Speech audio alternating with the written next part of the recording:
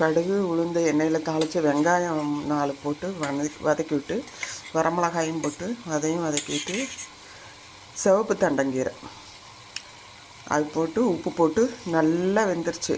அரை டம்ளர் தண்ணி ஊற்றணும். தண்டுக்கீரை வந்து எப்போவுமே வேகறதுக்கு லேட் ஆகும். அதனால் அரை டம்ளர் தண்ணி ஊற்றியாச்சு. நைட்டே க்ளீன் பண்ணி வச்சுக்கிட்டிங்கன்னா உங்களுக்கு படான்னு காலையில் ஏர்லியராக செஞ்சிடலாம். இப்போ வந்து தேங்காய் போட்டிருக்கோம். தேங்காய் வந்து நிறைய போடணும் தண்டைக்கீரைக்கு. அவ்வளோதான்.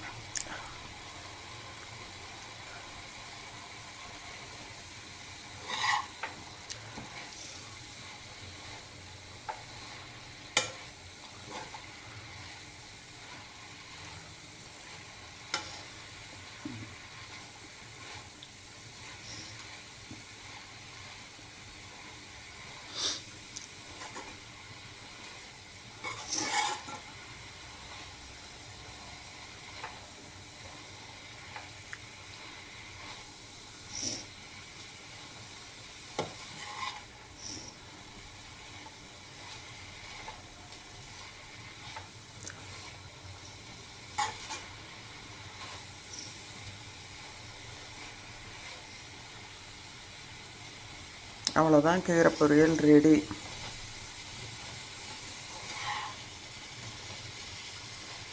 நல்லா தேங்காயை வதக்கிட்டிங்கன்னா உங்களுக்கு மதியம் வரைக்கும் கெடாமல் இருக்கும் பொரியல்.